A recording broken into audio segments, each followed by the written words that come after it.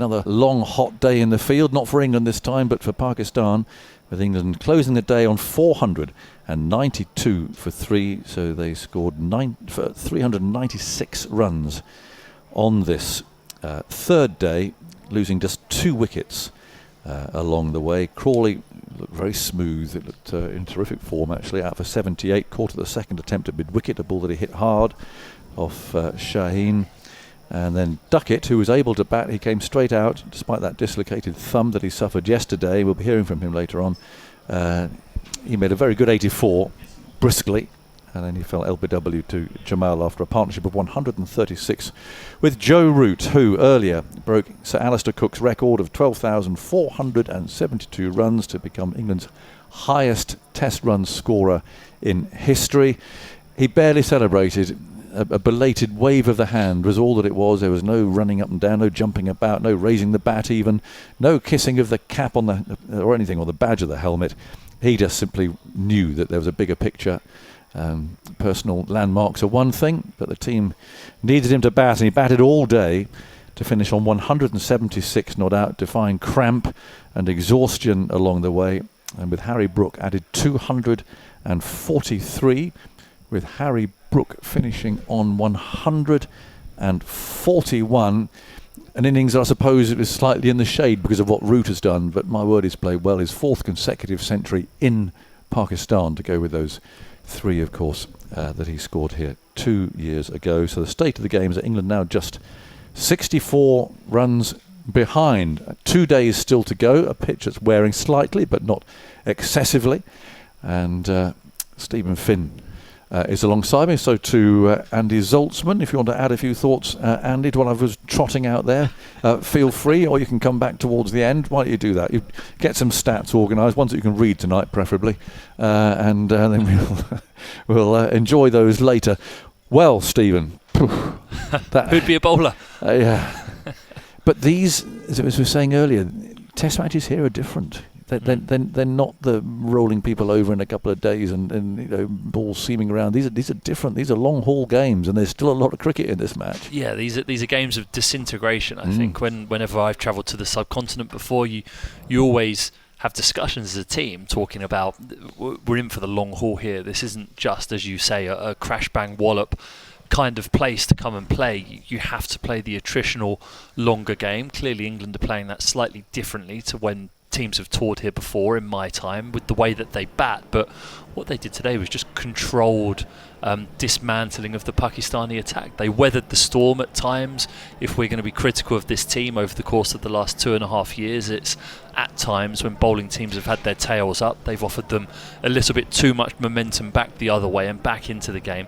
England offered nothing today. Joe Root has looked like an absolute mission, and since he walked to the crease actually yesterday with the loss of Ollie Pope, he's just looked like he's on a mission. He celebrated that milestone as if he was on a mission, and he's just continued throughout the day, determined not to give it away, because now England, after looking at the end of yesterday, good half hour for Pakistan, they could find themselves in real trouble with Chris Woakes batting at 7. The conversation is completely flipped now 24 hours later. These really great batsmen, you can just tell when in the mood. I remember Brian Lara and the 375. I think after the first session that he batted, somebody said he's going to break the world record here, because once they are in the zone and they've got a flat pitch to bat on and a reasonable outfield, if they are determined and they get a start, and that little inside edge into the pad when Root had barely got going. I mean, he was saved by that. But that's the rub of the green. You can just tell that there was none of that Bumrah reverse. That was not going to feature in this. He batted left-handed from one ball, just to have to wind a bra up a little bit. But that was a totally focused, totally determined innings. And as I said earlier to you, lesser batsmen exhausted and cramping like that would have been out by now. Played a loose shot or thought, right, I've done my work here, I'm exhausted, time for someone else to have a go. But he was still so disciplined right towards the end. I actually think when you're a great batsman like Root is, you've had experiences where you've been knocked over on a green top, or you've been playing in the early summer in England and the ball's zipping around, and then you see conditions presented to you in front of you like this. Your memory jogs back to those moments of when you feel like it's difficult to score runs, if Joe Root has ever felt like that in his career, and you find these conditions that you've been presented with today, and you think, this is where I'm just cashing in. I think Alistair Cook, when we spoke to him earlier, talked about it as though dipping your bread, and that's the way great batsmen see it. Yeah, don't you? When conditions are absolutely in your favour, as it were, but you've still got to keep churning them out. Think about Root. We're both bowlers. I mean, you analyse batsmen, don't you? You look at ways of getting them out and what their strong points are, what their weaknesses are, and you try and obviously exploit those weaknesses with a particular line or a type of delivery or a variety of bowling they're going to face, or fields that are set which make them a bit more vulnerable, winding them up with a few verbal volleys, all of those things. But Root doesn't seem to have any of that. He's as adept against quick bowling as he is spin bowling, front foot, back foot. Doesn't get wound up by anything. He just smiles benignly back, angelically back at a bowler. He's not interested in getting involved in any of those sorts of things.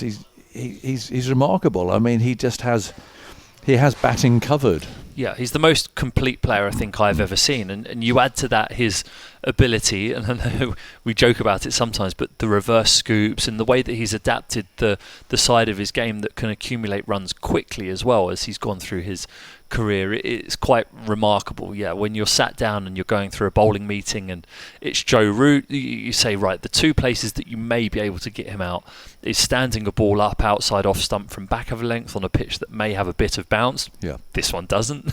Or is bringing it back in. As actually Naseem Shah, he bowled a really nice spell there with the second new ball towards the back end of the day.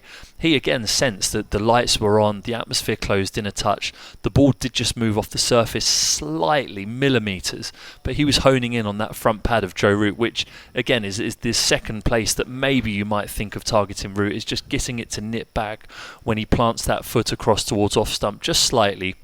He tried to.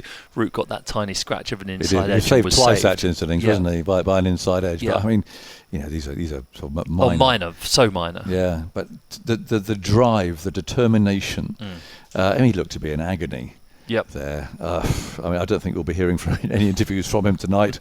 And fair play, he'll be there having a towel wafted over him, I should think, and on the physio's bench.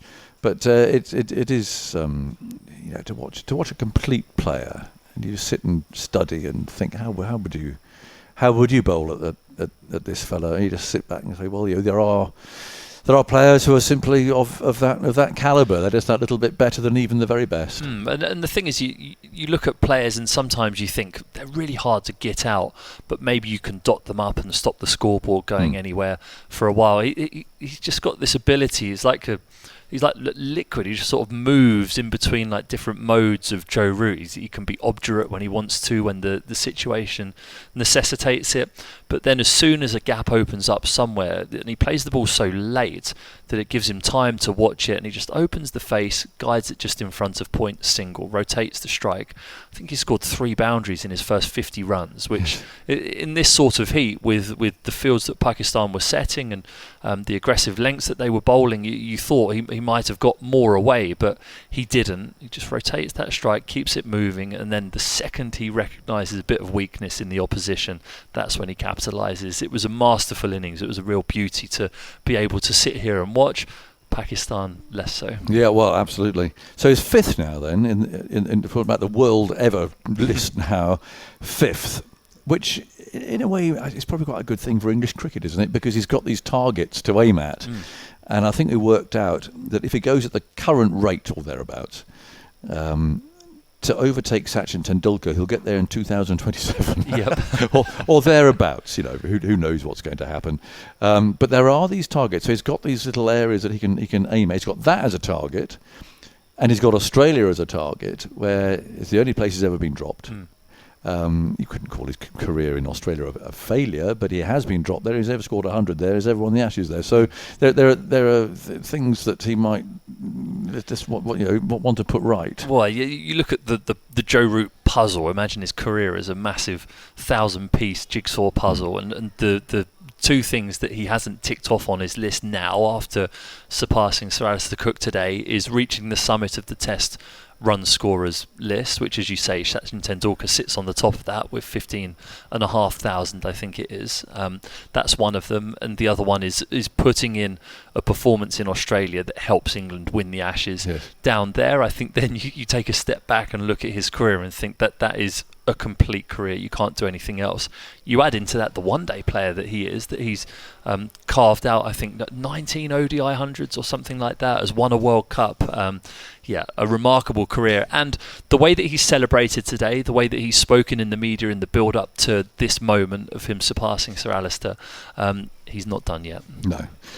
We did chat to Alistair Cook, by the way, and also briefly Matt Root, Joe's dad. You can find that as a separate podcast at BBC Sounds. We also caught up with Michael Vaughan, who's known Joe Root since he was a kid, really, in Sheffield. We found Michael on a golf course somewhere, and he gave us his thoughts about Joe Root's efforts today.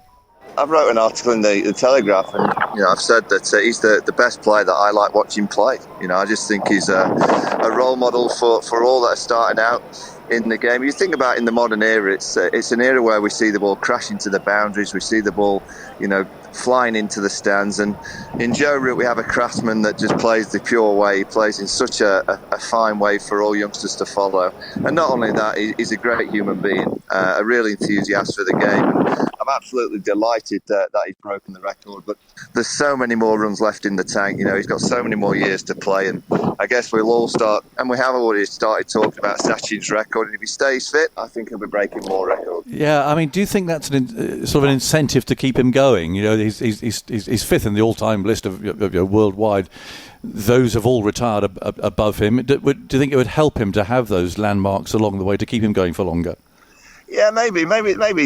Milestones are what keeps him going. I just think he just loves the game. I think he loves being in the dressing room. I think he loves being around teammates. I think he loves what the game brings in terms of the travel aspect. He's a real hard practicer. He's always trying to improve his game. Even though I look at him and think he can't improve his game, he's always out in the nets trying to improve in one way, shape or form. And I think as long as he's got that enthusiasm and that love, and I just can't see that ever going away. You look at Jimmy Anderson playing into his 40s, and if that back stays okay, I'm pretty sure that Joe Root can play Test cricket into his 40s. Do you think he's the complete batsman? That's why I say he's my favourite player to watch, because he makes playing pace bowling, spin bowling, left arm over bowling. I guess the one element, and you've mentioned it just briefly a while ago, that 100 in Australia, obviously desperately wants to get that in a year's time. I'm pretty sure he will do with the way that he's playing. And I guess the one area just outside off stump when the ball bounces, he sometimes defends with a kind of half a blade and the slips come into play. But we're looking at small elements of his game to kind of pinpoint any kind of weakness. He doesn't have any weakness. He's a pure player, and one that we'll watch for a few more years in delight with the way that he scores his runs. Yeah, and last one, Mark, all those years ago when you first saw him as a youngster, any thought that we'd be talking about him in these terms today? Oh, I knew he'd be a good player, and I always thought he'd play for Yorkshire for a long time. I thought he'd play for England, but I never in a million years. I go back to when Jimmy started playing Test match cricket. I never thought Jimmy Anderson would get 400 or 500 Test wickets, never mind 700. And now we're talking about Joe Root breaking the record, and still with many years to come and many more runs to get into his kind of record books. He's a pure player and an absolute delight as a person. I think he's not only been England's greatest batter, but you could argue he's been England's greatest role model for the game.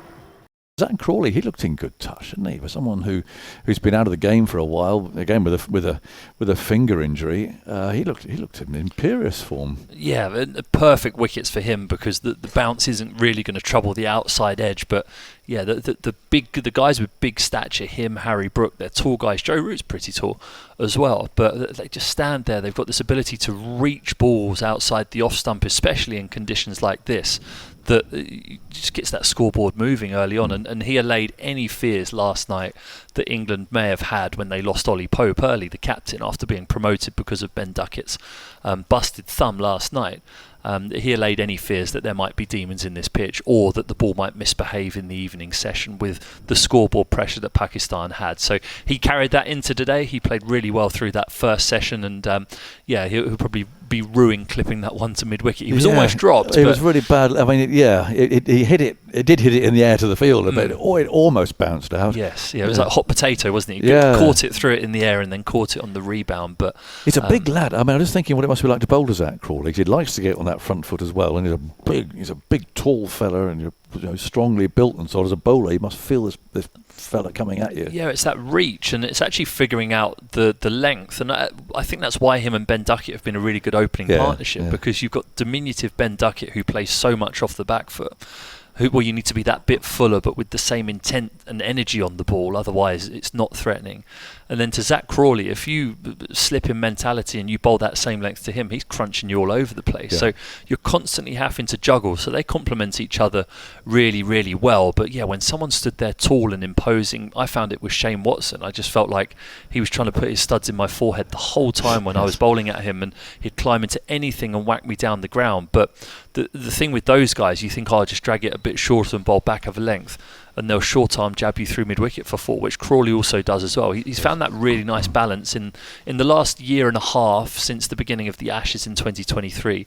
He's found that balance. He looks really good. He just needs to convert, like Joe Root early in his career, all those 50s he's made in the last 18 months, find that hunger and desire to get to 100 and beyond. Well, we mentioned Duckett there. I mean, it looks a nasty injury last night, going off with his thumb, which was dislocated. Pointing the wrong way. Well, it didn't look good, did it? And yet he was able to come out at the fall of the first wicket. I mean, that without an injection apparently in it, and play really well. I mean, it was a sort of a very familiar Duckett sort of innings. He wasn't obviously in pain. He wasn't taking his hand off the bat handle. I mean, I think he's a fairly cussed individual, I think, out there, isn't he? A lot of these opening batsmen often are, aren't they? They take the blows, they take the bruises, but that partnership of 136 again just pushed England in the right direction. He made 84. Yeah, because when he came to the crease, England was still 300 runs behind. So at that stage, you're there thinking, well, Ben Duckett, if he gets out here, Chris Woakes batting at 7, you've got all these things going on in your head when you're watching a game, saying that there's some peril here.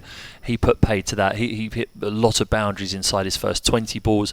Again, shifted that momentum that you have to do with Pakistan. When you play against Pakistan, they take a wicket and they're just all over you. The energy goes up. You have to find the way of sucking that out of Pakistan. And everyone that came to the crease today did that. And there are good signs as far as team spirit's concerned. We talked about it in the field. Everybody working for each other. Ollie Pope, captain, frazzled. No time at all. Right, I'll go out and open the batting because Duckett suddenly busted his thumb. Duckett himself, right, I'll go out and bat. First opportunity is, no, well, I might just wait a little bit longer. You know, there's signs of proper teamwork. Yeah, they love playing for each other. Every time you speak to anyone that plays within this setup, they just love playing cricket for each other, and it's not necessarily with each other, it's for each other out there. And yeah, that chasing the balls to the boundary at the end of day one when they were knackered, it's the complete opposite to what we saw from Pakistan today. There was sloppiness in the field. The only 20 minutes that England have let that slip in this game is the last 20 minutes of the innings yesterday, which was completely understandable chaotic, with the state that it was. The mis-stumping, the drop catch, the Duckett busted thumb, and the Ollie Pope dismissal. Those 4 things consecutively were the only 20 minutes that you could ever fault England in this match. Mentioned that Harry Brook might be a bit overshadowed, but a terrific innings, you know, and he dominates again, doesn't he? I mean, he and Duckett actually allowed Root to play at his pace, and it wasn't the sort of the dashing Root as we talked about earlier. It was a very focused Root. But they still scored at 5 and over, and that was largely because of the way that Duckett and Brook played, actually. It could have been more if they didn't have to walk most of the runs for the last hour as well. Yeah. They were both exhausted out there. But yeah, he's got this amazing ability just to put you on the back foot as a bowler, and I think of players like him. I've only bowled at him in white ball cricket, never red ball cricket, but you think of guys that immediately comes to the crease and there's a presence about him. You miss your length, he's going to whack you away, and when you're bowling at someone like that, you actually then don't commit to the process of bowling the ball as much, and he's just got this aura about him at the moment. especially here because it's his 400 in 4 Test matches here in Pakistan as well. But yeah, he was the perfect foil to Root actually, because at a time where Root could have been fatiguing, if he had to keep the scoreboard moving so much at his end without the impetus from Harry Brook, that's when we could have seen some sloppy shots, some lazy shots. They worked really well in partnership and kept each other going. I was disappointed with Pakistan today, though. You know, I mean, they're at home.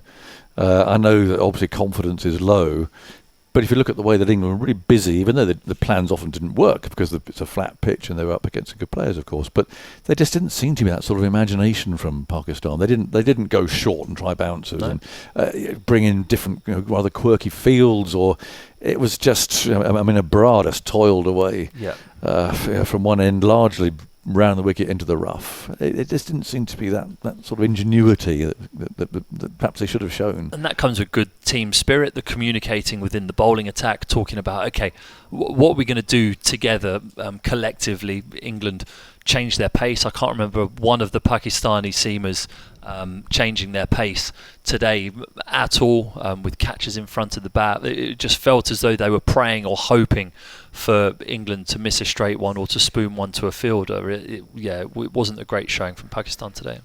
Let's get some reaction from the England camp then. Simon Mann's been out and about.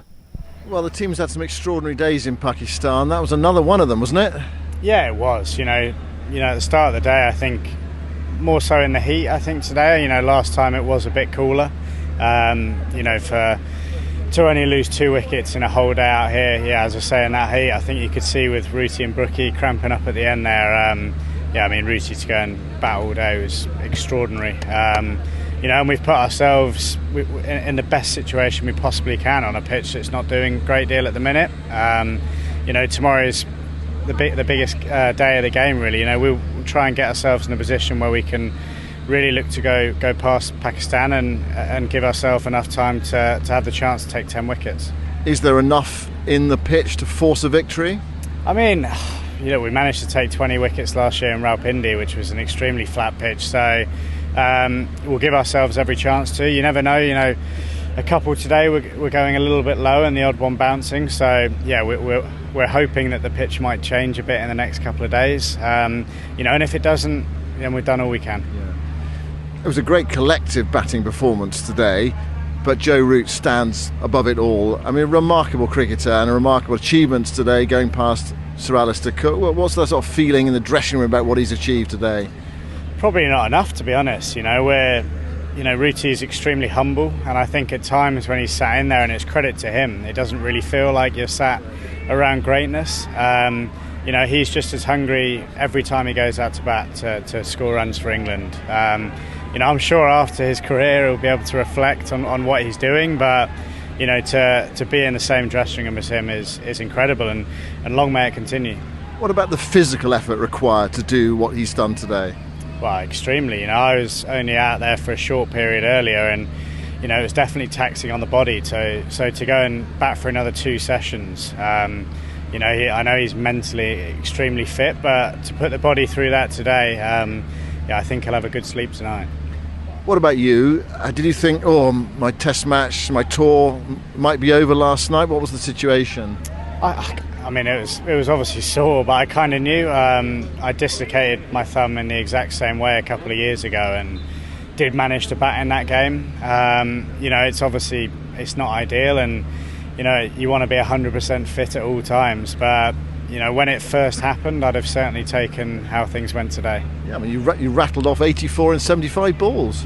Yeah, against spin it was obviously okay, and I think I kind of noticed that early on in my innings. It felt like, with the pace of the ball, obviously it's going to impact my thumb less. So, it wasn't a game plan when I was up there, but I kind of realised after a few balls from facing the seamers, with the ball not turning a great deal, try and get off to a bit of a flyer against the spin and kind of knock it around at the other end.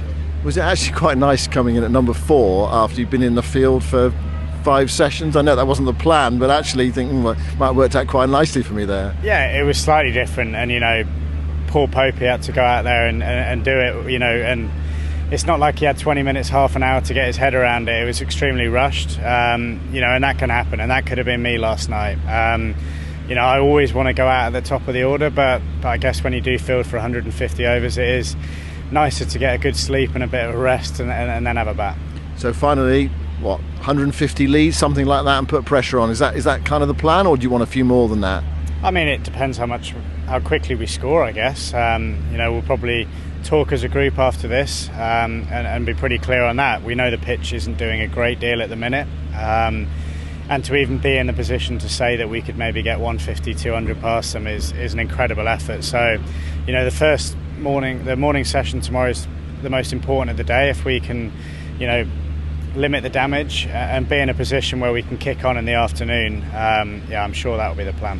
Thanks for your time. Well played today. Very well done. Thank you. Cheers. There we go, Ben Duckett answering Simon Mann's questions. Quick one from you, Stephen. What's the plan tomorrow? Well, it could be party time, it sounds like, in the afternoon. I think whether that initial burst in the morning and then they're going to have the absolute flexibility to dictate the pace of the game from there on. Yeah, put some pressure on the Pakistani. Second innings. Andy, what have you got for us? Well, let's just have a few more Joe Root stats. Up into 5th place on the all-time Test run scoring list, and as we mentioned, overtaking Alistair Cook as England's highest run scorer in Tests. Ahead of him, Rahul Dravid, Jacques Kallis and Ricky Ponting, all within 1,000 runs, and then Sachin Tendulkar, round about 3,300 odd runs ahead of him. Now we worked out that there's a possibility if he keeps scoring at his current rate, he could overtake Sachin during the 2027 Ashes or shortly after, but that's thinking a little too far ahead. His 99th 50 plus score in Tests is joint 4th on the all-time list. His 15th 150, he's joint 6th on the all-time list for that, and his 35th 100, 6th on the all-time list now behind Dravid, Sangakkara, Ponting, Kallis and Tendulkar. So extraordinary achievements. 1800s out of his last 33 50 plus scores since the start of 2021. That's in a 50 test sequence. No England players ever scored 1800s in a 50 test sequence before, and it hugely improved on his conversion rate of 50s to 100s prior to that, which was around about 1 in 4 up to that point, more than 1 in 2 since then. Harry Brooks, 4th 100 in Pakistan already.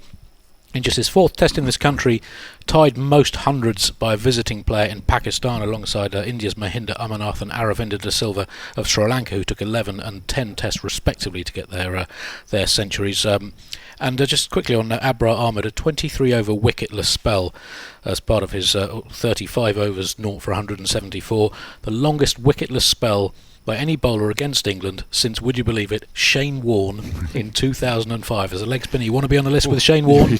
Maybe not that list. Not for that reason. So let's hear from the England assistant coach, Marcus Trescothick. Well, Marcus, Joe Root, discuss. Yeah, amazing, isn't it, really, to think, we've watched him over the last few years and play in the fashion he has done, and to witness something like that today, to be the leading run scorer for England, it's pretty special. We're obviously delighted to have him on our side and see how well he plays, and great that other people can enjoy in that his success as well. How conscious was he of the record? I mean, there wasn't much of a reaction to it. I'm sure he would have known. I think it came up on the TV. I think he needed 71 maybe going into the innings. So we were watching it closely as he's getting closer and closer. So I'm sure he'd have been very aware of it, knowing what was at stake. But of course, he's insatiable. A record like that is not enough for him. He's got to keep on going, and not just get 100 as well, but actually under extreme physical pressure, go on and on. Yeah, it's tough, isn't it? I think we all know how hot it is here and how humid, and it's very draining on the body and the mind. You can see the impact with all the cramp and everything that's going on over the last sort of hour and a half, 2 hours of the game or of the day.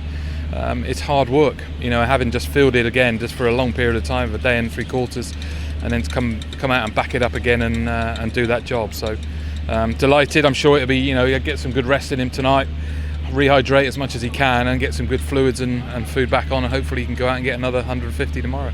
What was he saying during the tea interval, say? Because he'd been batting for 4 hours by then. Yeah, not a lot really. You don't get a great deal out of many of the batters when they come in. They're so focused still. They try and have a little sort of downtime and sit down, get some liquid and some fuel into them. But they're always pretty quiet. Just sort of think, because your brain's still ticking and it's still in that sort of mode of batting, that you're still quite focused on what you got to do. So I'm sure we'll all have a little celebratory drink somewhere and pat on the back and enjoy the moment. Yeah. What makes him so special?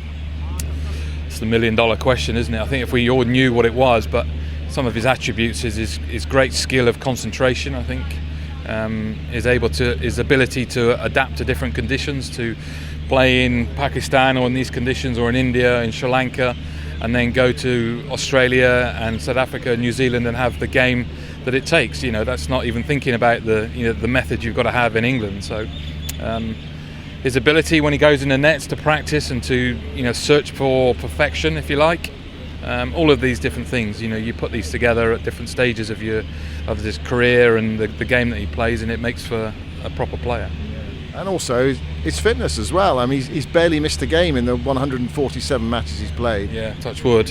Hoping that sort of carries on, because we realise how important he is for us. But he helps the rest of the lads, and he sort of gives them something to strive for. And we're starting to produce a pretty formidable sort of top 6-7. With him in the middle of it there, that sort of anchors the whole role together.